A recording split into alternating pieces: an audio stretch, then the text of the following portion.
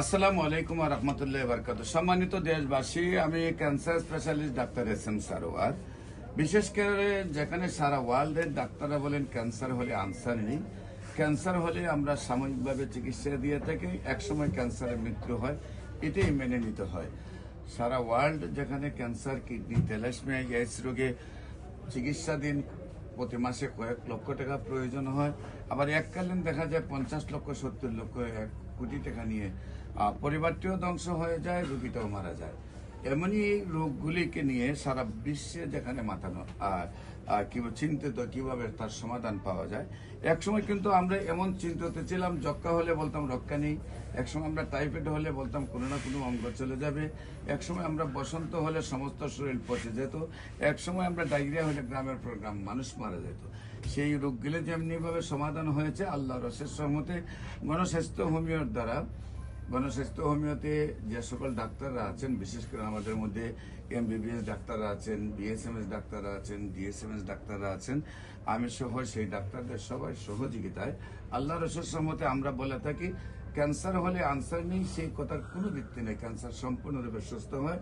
Cancer, kidney, thalassaemia, AIDS রোগ, সেই রোগগুলি আমাদের এখানে নিয়মিত 4 মাস চিকিৎসা করলে সুন্দরভাবে সুস্থ হয়ে যায়। বিশেষ করে আপনাদের সামনে একজন রোগীর, আপনার রোগী কি হয়?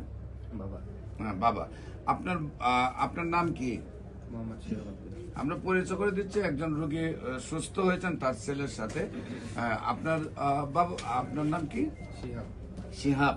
আপনার পিতার নাম? আব্দুল মান্নান প্রামাণিক। আব্দুল মান্নান প্রামাণিক। আব্দুল মান্নান প্রামাণিক। প্রামাণিক। আপনার মায়ের নাম? মোসাম্মদ সাবিনা ইয়াসমিন। সাবিনা। আপনার গ্রাম? বগুড়া জেলা কাহালু থানা জয়সারা গ্রাম। গ্রামের নাম হলো জয়সারা। জয়সারা। Post office Kahalu. কালু, থানা কাহালু। কালু, জেলা বগুড়া। বগুড়া। আচ্ছা, যিনি রোগী উনি আপনার কি হন? বাবা। আপনার বাবা। আপনার বাবার প্রথম কি অবস্থা ছিল, কোথায় কোথায় ডাক্তারের কাছে নিয়েছেন এবং কিভাবে সুস্থ হয়েছেন এবং রিপোর্টে কিভাবে ভালো আসছে, সেই বিষয়গুলো আপনি দেশবাসীর উদ্দেশ্যে একটু বলেন। আমি প্রথমে ইন্ডিয়াতে নিয়ে গেছিলাম। ইন্ডিয়াতে মোটামুটি 7-8 মাস চিকিৎসা করার পরে ওরা ওখান থেকে না করে দিয়েছে। তারপরে আমি ইউটিউবে একটা ভিডিও দেখে দেখার পরে আপনার কাছে আসি। ইন্ডিয়াতে কয় মাস চিকিৎসা করছেন? 7 মাস। 7 মাস। সেখানে চিকিৎসা করে কি উন্নত হয়েছিল রোগী? অল্প একটু উন্নত হয়েছিল। তারপরে ব্যয়বহুল চিকিৎসা আমার পক্ষে সম্ভব হয়নি। ইন্ডিয়া 7 মাসে আপনার কত টাকা ব্যয় করছেন? তাও ধরেন 80 লক্ষ। প্রায় 80 লক্ষ টাকা ব্যয় করছেন।